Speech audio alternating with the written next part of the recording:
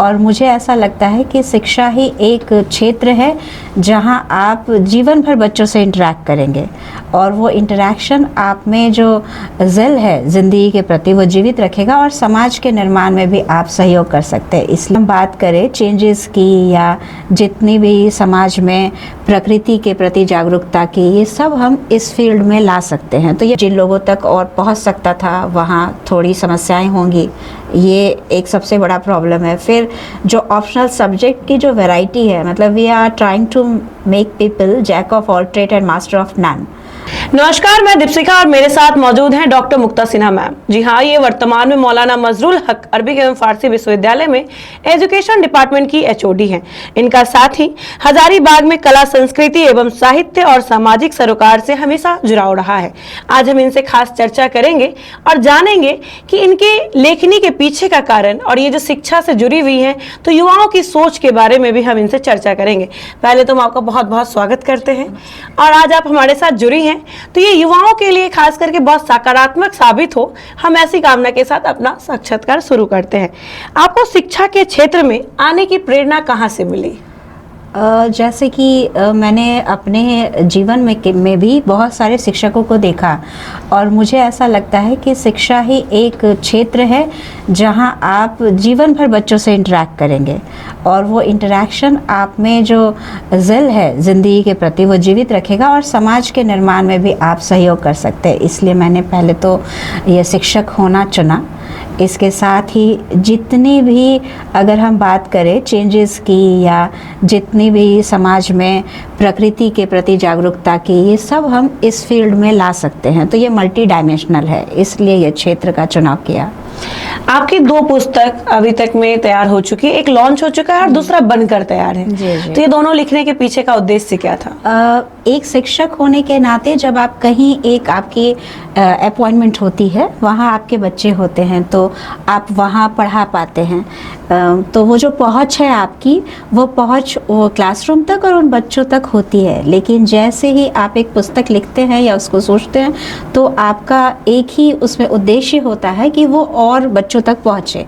मतलब वो क्लासरूम कक्षाओं से बाहर और भी जितने बच्चे हैं उन तक आप जो समझाना चाहते, बताना चाहते, या जब आप पढ़ते थे और जो पुस्तकों में आपको लगा कि ये होना चाहिए और ये नहीं था, वो जब आप प्रदान करने की कोशिश करते हैं तब आप में होती है कि भाई आप एक पुस्तक लिखें।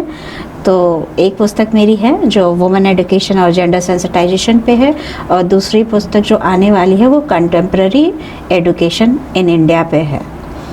आज आप शिक्षा के क्षेत्र को बहुत करीब से देख रही हैं, तो भारत में वर्तमान स्थिति जो है शिक्षा को लेकर, उसमें सबसे बड़ी कमी क्या लगती है? शिक्षा व्यवस्था में सबसे बड़ी कमी मुझे शुरू से ही लगी कि उसमें जो परीक्षा प्रणाली है, जो मार्किंग सिस्टम है, वो थोड़ा सिस्टमेटिक और होता तो बेहतर होता। मतलब भी जैसे कि हम लोग कॉम्प्रिहेंसिव जो इवैल्यूएशन लेके आए CCE, वो भी हम लोग लेके आए, लेकिन फिर भी अभी मुझे लगता है कि जिस तरीके से हम परीक्षाएं लेते हैं वो पूर्ण रूप से मूल्यांकन नहीं कर पाता किसी भी बच्चे का। मतलब उसकी टोटल एबिलिटीज़ वो उसमें नहीं समझ में आती। 3 घंटे की परीक्षा में भाई क्या ही आपको पूरा समझ में आएगा, या साल भर का काम। धीरे धीरे हम लोग प्रोजेक्ट्स ऐड करते गए, लेकिन फिर भी अभी वो जो शिक्षा प्रणाली में जो परीक्षा का सिस्टम है, एग्जामिनेशन सिस्टम, वो थोड़ा और बेहतर हो तो चीज़ें बेहतर हो जाएंगी। नई शिक्षा नीति NEP 2020 को आप किस दृष्टि से देखती हैं? इसको आप दोनों तरीके से देख सकते हैं। पहले तो नई शिक्षा नीति का सबसे अच्छी बात जो कहे तो वो कि भाई वो रीचेबल और जगहों पे बना रहा है। फिर वो ये भी है कि भाई आप एक कोर्स के साथ दूसरा भी कर सकते हैं, वहाँ फ्लेक्सिबिलिटी है। लेकिन सबसे बड़ी समस्या जो मुझे दिख रही है वो प्राइवेटाइजेशन की है। वो शिक्षा महंगा होते जाएगा प्राइवेटाइजेशन में, और जैसे जिन लोगों तक और पहुंच सकता था वहाँ थोड़ी समस्याएं होंगी, ये एक सबसे बड़ा प्रॉब्लम है। फिर जो ऑप्शनल सब्जेक्ट की जो वैरायटी है, मतलब we are trying to make people jack of all trade and master of none. मतलब उसमें ऐसा फ्लेक्सिबिलिटी है कि 8 सब्जेक्ट अगर आपका है तो आप ऑप्शनल में एक मैथ्स भी ले सकते हैं। तो क्या ये इतनी डाइवर्सिटी बच्चे एब्जॉर्व कर पाएंगे, या इतनी डाइवर्सिटी से जॉब अपॉर्चुनिटीज़ में फिर अगर स्पेशलाइजेशन की तरफ हम नहीं जाते हैं तो फिर समस्याएं उत्पन्न हो सकती है। लेकिन उसका पॉजिटिव सबसे ये है कि एग्ज़िट और एंट्री का जो फ्लेक्सिबिलिटी है वो और कोर्सेज आप साइमल्टेनियसली एक टाइम पे कर सकते हैं। कहा जाता है कि जहाँ शिक्षित लोग रहते हैं, यानी कि शिक्षा समाज में एक प्रभाव छोड़ता है, सकारात्मक प्रभाव हो या किसी भी प्रकार का। आपको क्या लगता है कि सच में शिक्षा से सामाजिक परिवर्तन संभव है? सिर्फ शिक्षा से ही परिवर्तन संभव है। सामाजिक दृष्टिकोण से अगर हम देखें तो अगर हम बात करते हैं ज्योतिबाई फुले की, शुरू करते हैं अगर हम वहाँ से, तो एक वही तरीका, या राजा राम मोहन रॉय, अगर आप नहीं पढ़ेंगे, जितना आप पढ़ेंगे उतना ही आपका दिमाग विकसित होगा। और जैसे चेंजेस जो हैं वो जितना ज़्यादा आप साहित्य पढ़ते हैं या जितने आप जो पहले के जो थिंकर्स हैं उनको पढ़ते हैं, फिलोसफर्स को पढ़ते हैं, तो आपका एक चिंतन शैली का विकास होता है। वो चिंतन शैली फिर आप में विकास कराता है कि आप पकड़ पाए जो क्या कमियां हैं, क्या कमज़ोरियां हैं। समाज हमेशा गतिशील रहा है और गतिशील समाज के लिए सबसे ज़्यादा आवश्यक है परिवर्तन। तो वो सोच में परिवर्तन हो या मटेरियल में परिवर्तन हो, दोनों शिक्षा से ही संबंध रखता है। सोच में से बौद्धिक विकास से और मटेरियल में विज्ञान से। बिल्कुल। और आज की जो महिलाओं की स्थिति है, और महिलाएं बाहर निकल रही हैं और हर तरफ है, हर क्षेत्र में महिलाएं हैं, लेकिन क्या अभी भी महिलाओं की शिक्षा में आपको बाधाएं दिखती हैं? महिलाएं आगे हैं, आ रही हैं ऑब्वियसली, पर अभी भी हम लोग बहुत पीछे हैं। ये कहने से मैं नहीं हिचकूंगी कि अभी भी समाज में हर क्षेत्र में महिलाएं हैं, लेकिन वो निर्णय लेने वाली स्थिति में आज भी महिलाएं नहीं हैं। कितनी ही नौकरी पेशा महिलाओं को मैं जानती हूँ जो अभी भी वो कमा रही हैं, लेकिन वो पैसे कैसे खर्च करेंगी वो उनका डिसीजन मेकिंग पावर नहीं है। Women empowerment is all about having the decision making power in every field of life. तो इकोनॉमिक हो, आपका व्यक्तिगत हो, उस स्थिति में अभी भी महिलाएं नहीं हैं। तो और ज़रूरत है, अभी धीरे धीरे पॉजिटिव हो रहा है, लेकिन अभी बहुत हम लोग को आगे बढ़ना उसमें। डिजिटल शिक्षा में शिक्षकों की भूमिका कैसे बदल रही है, इसको आप किस रूप में लेती हैं? डिजिटल शिक्षा तो कोरोना के टाइम से ही हम लोग ऑनलाइन क्लासेस लेने लगे, वो तो कंपल्सन हो गया। तब से शायद जो हमारे मतलब सीनियर्स थे वो भी इससे इंटरेक्ट किया, अदरवाइज़ वो तो था नहीं। तो ये जो परिवर्तन हुआ है, चौक और डस्टर से बाहर हम लोग जो टैबलेट और टैब्स और वो हम लोग इस पे आ गए हैं, कंप्यूटर और लैपटॉप पे। तो इससे सबसे बड़ा जो समस्या है वो इंटरेक्शंस का है, फेस टू फेस, जो कि हम लोग कहते हैं साइकोलॉजी में बहुत ज़रूरी है। लेकिन समय के साथ सब ने माना और इसीलिए ब्लेंडेड लर्निंग का कंसेप्ट शुरू हुआ। ब्लेंडेड लर्निंग मतलब ऑफलाइन और ऑनलाइन क्लासेस को मिक्स करके एक ऐसा सिस्टम बनाना जहाँ की सिलेबस जो हो रहा है या जो हम इंटरेक्शंस कर रहे हैं, जो एग्ज़ाम्स ले रहे हैं, वो दोनों तरीके से हो। इसका उद्देश्य यही है कि जैसे जैसे हम आगे बढ़ेंगे तो हमें तकनीक का साथ लेना होगा। तकनीक के बिना हम नहीं चल सकते हैं। और जैसा कि पहले ही कहा कि शिक्षा से ही सामाजिक परिवर्तन होगा, तो ये भी एक हिस्सा है इस परिवर्तन का। और इस शैली में भी हमें एडजस्ट करना होगा और सीखना होगा। एक अच्छे शिक्षक के क्या क्या गुण होने चाहिए? एक अच्छे शिक्षक के क्या क्या गुण होने चाहिए ये तो हमें बहुत बीएड में पढ़ाया गया, लेकिन जैसे जैसे प्रैक्टिकल फील्ड में मैं समझ पाई तो मुझे सिर्फ 3 ही शब्द जो किताबी है वो याद आते हैं। A teacher should be friend, philosopher and guide. ये तीनों उसमें होना चाहिए। पहले तो उसको विषय जो है, एक टीचर को विषय का ज्ञान होना चाहिए। वो कभी भी नॉलेज, टीचर का काम ही है नॉलेज का ट्रांसमिशन करना। तो जो नॉलेज का ट्रांसमिशन हो रहा है वो कभी भी आप सिर्फ इस पे नहीं कर सकते कि भाई ये है आप जब तक कंफर्म नहीं हो तब तक आप नॉलेज ट्रांसमिट नहीं कर सकते। ये आपकी अकाउंटेबिलिटी है। तो टीचर को नॉलेज का पूरा अच्छे से सब्जेक्ट नॉलेज आना चाहिए, मतलब इन डेप्थ नॉलेज होना चाहिए। दूसरा कि जब हम डॉक्टर्स हैं वो मेडिकल में डील कर रहे हैं तो उनको बॉडी सिस्टम पता होनी चाहिए। इंजीनियर्स रोड बना रहे हैं तो उससे डील कर रहे हैं। तो टीचर्स एक ह्यूमन बीइंग बना रहे हैं तो उनको साइकोलॉजी की समझ होनी चाहिए कि बच्चा कैसा है, हाँ उसकी कैपेबिलिटी एबिलिटी क्या है, तभी उसकी ग्रूमिंग प्रॉपर वो कर पाएगा। तो इसीलिए सिर्फ आप टीचर आप उसके दोस्त जैसा बिहेव नहीं करें, मतलब स्ट्रिक्टनेस डिसिप्लिन के लिए आप जहाँ करें, सेल्फ डिसिप्लिन का डेवलपमेंट बहुत ज़रूरी होता है, उसको एक फ्रेंड की तरह आप करें। और फिलोसोफर मतलब एक चिंतक तो उसको होना ही चाहिए, तभी वो परिवर्तन, जो सामाजिक परिवर्तन की दरकार समय दर समय आती है समाज में, उसमें उसका योगदान होगा और अगली पीढ़ी को भी वो वैसा बनाएगा। आपके आसपास मास्टर्स के बच्चे ज़्यादा दिखते होंगे और आप उनसे ज़्यादा इंटरेक्ट करती होंगी। ऐसे में क्योंकि वो लोग कई सीढ़ियों को पार करके यहाँ तक पहुँच रहे हैं, फिर भी उन विद्यार्थियों के अंदर ऐसी कौन सी बात है जो आपको बहुत सकारात्मक लगती है तो वही दूसरी और चिंताजनक भी लगती है? जो अभी जो बच्चे हैं जो मास्टर्स के, ऐसे मैं जब मैंने हज़ारीबाग में बहुत छोटे बच्चों को भी पढ़ाया है, मतलब मैं यूनिवर्सिटी में ही हमेशा अपॉइंटेड रही, लेकिन मेरे जो अगल बगल के जो बच्चे थे, जो डिप्राइव्ड बच्चे थे, उनको मेरे पास 50 का वो बैच चलता था। तो वो छोटे बच्चों को जब मैंने देखा तो उनमें सीखने की या जानने की ज़्यादा वो मुझे टेंडेंसी दिखी कि भाई they want to learn things. अब MSc या BSc या आप अगर ये MA इन एजुकेशन या और भी मास्टर्स की बात करते हैं तो बच्चे बहुत कुछ सीखे हुए रहते हैं, उनको बस वो ग्रूमिंग की ज़रूरत होती है। तो उस टाइम में सबसे पॉजिटिव जो आज के बच्चों की बात है कि वो बहुत जल्दी सीखते हैं कोई चीज़ नया, उनके पास तकनीक है और उनको अपनी गलती मानने में भी बहुत ईगो नहीं लगता है। ये पहले मुझे ज़्यादा लगता था, ये जो जेनजी है इसका ये बहुत अच्छी चीज़ मुझे यही लगती है इस जनरेशन में कि ये गलती करते हैं और झट से मान लेते हैं, ये उनका ईगो नहीं जाता उसमें, ये बहुत बढ़िया बात है।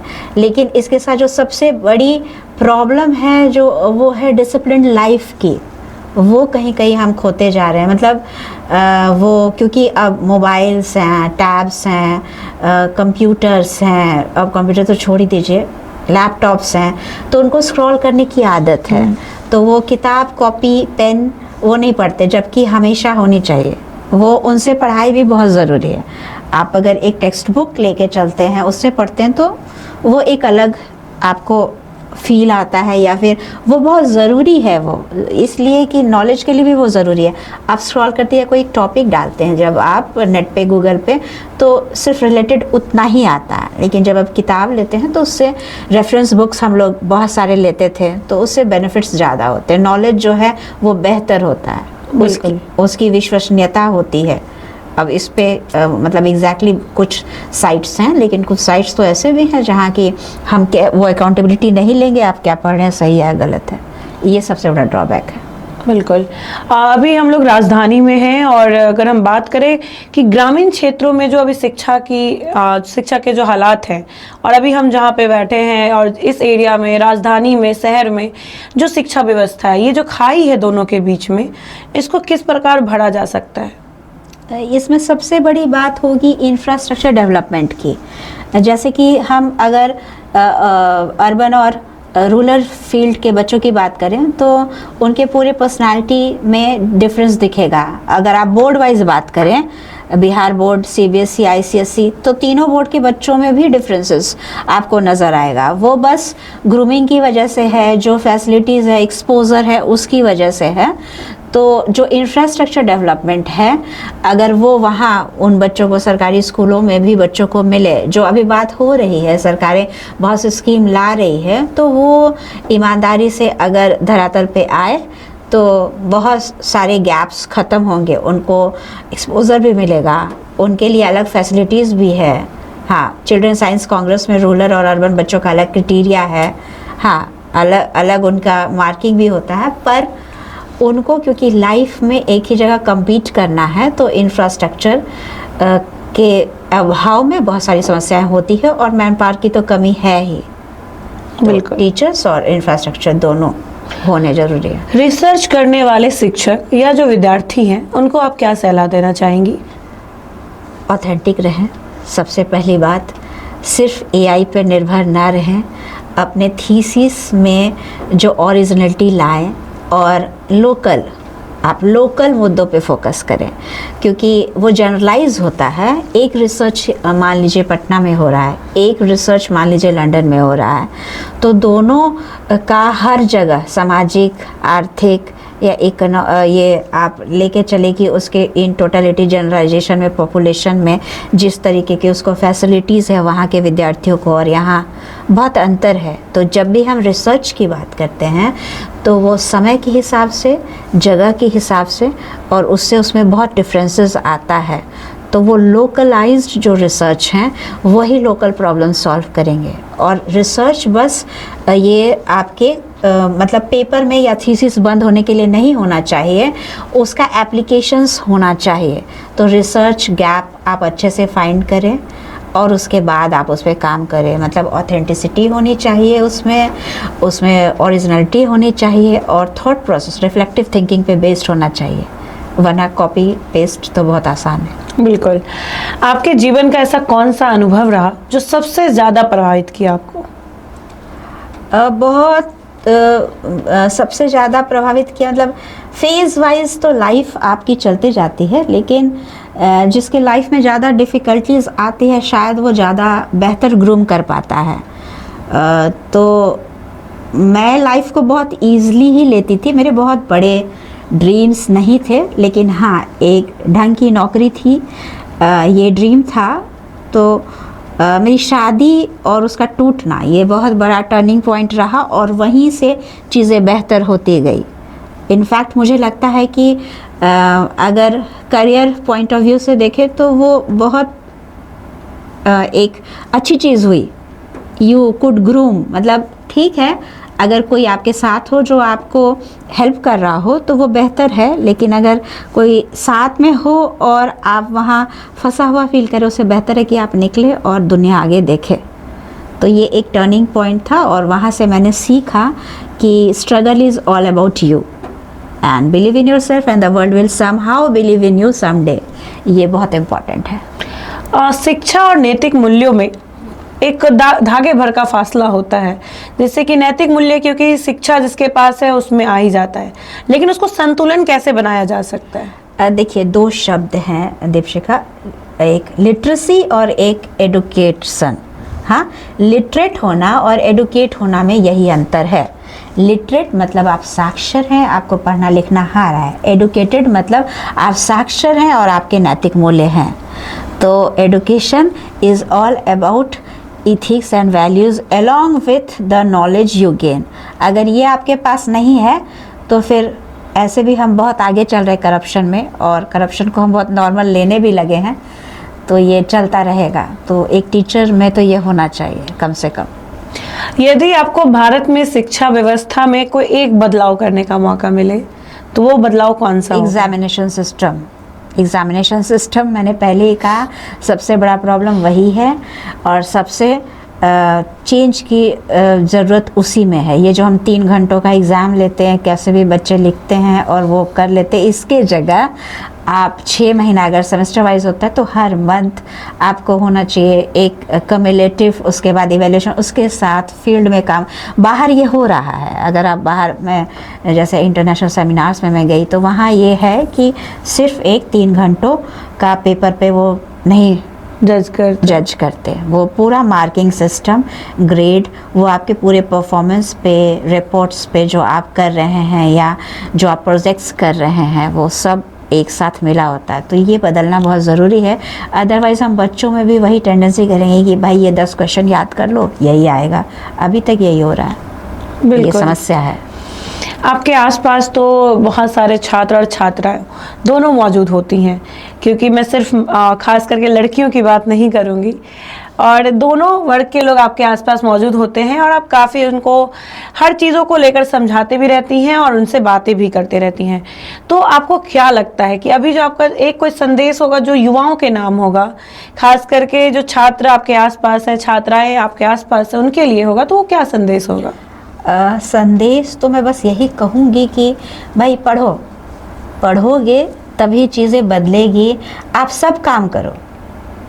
बच्चे हैं तो मैं एकदम नहीं कह रही कि वो सिर्फ और सिर्फ आप किताबी कीड़ा बन जाओ, लेकिन आप पढ़ो जितना ज़रूरी है। सिर्फ कोर्स की बातें नहीं, सामाजिक सरोकार की चीज़ें, क्योंकि यही the key to success is this only. इसी से आप होंगे, इसी से आपकी पहचान बनेगी, यही आप कर सकते हैं। और इससे और एक और बात मैं कहूँगी, जो इतने आंदोलन हुए, इतनी सारी चीज़ें हुई, तो ये इथिक्स और वैल्यूज़ कौन एक बारी तो नहीं आएगा ना कि किसी ने मुझे इंजेक्ट कर दिया और इथिक्स वैल्यूज़ मेरे में आ गया।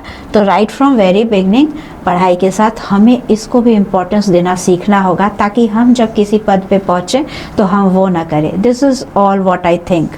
इसीलिए मैं किसी की पैरवी नहीं सुनती हूँ, और मेरे इसीलिए मैं ना किसी की गुड बुक्स में हूँ, ना मेरे कोई फेवरेट्स हैं एज सच। बाकी पर्सनली आप मेरे बहुत अच्छे हो सकते हैं, पर कुर्सी की इज्जत करें, और ये इथिक्स वैल्यूज़ और ये अगला जनरेशन करेगा, मुझे ऐसी उम्मीद है, क्योंकि वो लोग अभी तो सेंसिबल दिखते हैं। तो थोड़ा और पढ़ें और करप्शन को टेकन फॉर ग्रांटेड ना लें। हम लोग आखिरी सवाल की तरफ बढ़ रहे थे, लेकिन आंदोलन शब्द एक आ गया, तो उससे मैं ये पूछना चाहूँगी कि वहाँ नीट के बच्चे प्रदर्शन कर रहे थे जंतर मंतर पे। वहाँ एक सबसे जो गलत चीज़ें सामने निकल के आई, वो हमारी युवा पीढ़ी की जुबान, जिसको लेकर कल हमारे देश के माननीय प्रधानमंत्री ने अपने आईडी से एक वीडियो साझा किया कि आपका आंदोलन सही था, आपकी तकलीफ को भी समझा जा रहा है, लेकिन आपने गाली दिया। ये उन्होंने साफ तौर पे कहा कि उन्होंने मुझे, मेरे क्योंकि उनकी माता अब रही नहीं है, उनको लेकर भी उन्होंने कहा कि उनको गाली दिया गया। उसको बहुत कॉमन कर दिया गया। लोग कह रहे हैं कि ये कोई बहुत बड़ी बात नहीं है, ये कोई क्रिमिनल ऑफेंस नहीं है। ऐसी बातों को बोलकर कई लोग उनको सपोर्ट में भी उतर रहे हैं। लेकिन आप एक महिला हैं, और आप उस क्योंकि खास करके महिलाएं, इसमें लड़कियां गाली देते बहुत ज़्यादा नज़र आ रही हैं लड़कों की अपेक्षा, तो आप इसको किस नज़रिए से देखती हैं और आप क्या कहना चाहेंगी? ये एक बहुत सेंसिटिव बात है, लेकिन जब आप पूछ रहे हैं ऑन कैमरा, तो पहली चीज़ जो लड़कियां गाली दे रही है, या आपने पूछा इससे पहले सवाल कि महिलाएं अब बहुत क्षेत्र में है, बड़ा विकास हो गया है, महिलाएं बहुत बराबरी पे आ गई हैं। The question remains the same. गालियों में सिर्फ महिलाओं के ही प्राइवेट पार्ट्स की बात क्यों होती है? एंड जो महिलाएं हैं वो ये बात क्यों नहीं समझ रही हैं और क्यों गाली दे रही हैं? तो ये क्यों हो रहा है? आप तीनों क्वेश्चन मिला दीजिए कि अभी भी समाज जो है मेल डोमिनेटिंग है, और ये नॉर्मल हो गया है कि अगर दो मेल झगड़ा करेंगे तो उनकी माँ बहन बीच में आ जाएगी। This is the basic problem, और ये इथिक्स वैल्यूज़ यहीं ख़त्म हो जाता है। दिस इज़ व्हाट आई, आपने मैसेज में कहा, तो this is what I said. No, ethics values रखे आप। विरोध करना बहुत अच्छी बात है, लेकिन पॉलिटिकल एजेंडा बनाना बहुत गलत बात है। हाँ, किसी गलत बात को गलत तरीके से करना, ना बीजेपी, ना कांग्रेस, ना सीपीआई, कुछ नहीं होना चाहिए वहाँ पे। वहाँ पेपर लीक था और युवाओं के रोजगार की बात है, वही सब चीज़ें होनी चाहिए थी।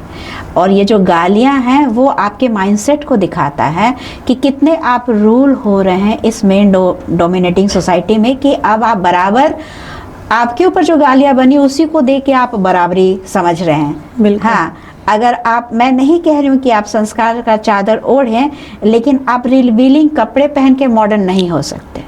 Modernity is all about your thought process, और आप किस तरीके से आप डिसीजन मेकिंग पावर अपने में रखते हैं। कम कपड़े पहनने, वही गालियाँ जो लड़के देते हैं वही देने में कोई बहादुरी नहीं है, ना कभी थी ना रहेगी। तो ये तो मैं इसके एकदम अगेंस्ट ही हूँ। ये कोई बहुत बड़ी बात नहीं, पर इससे भी आप कैरेक्टर सर्टिफिकेट नहीं बांट सकते किसी को एग्जैक्टली कि भाई वो लड़की ऐसी ही है। It is all because of this societal framework. ये जो सोसाइटी का जो फ्रेमवर्क जिस तरीके से बना हुआ है, उसको वो सिखाया गया कि तुम एम्पावर हो तो तुम ऐसे करोगी।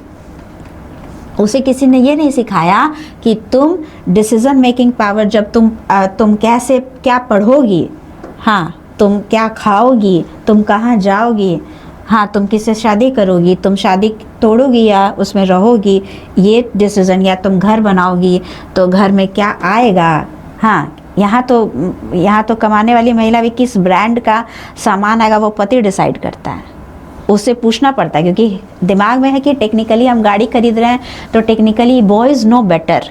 क्यों भाई, ये स्टीरियोटाइप क्यों?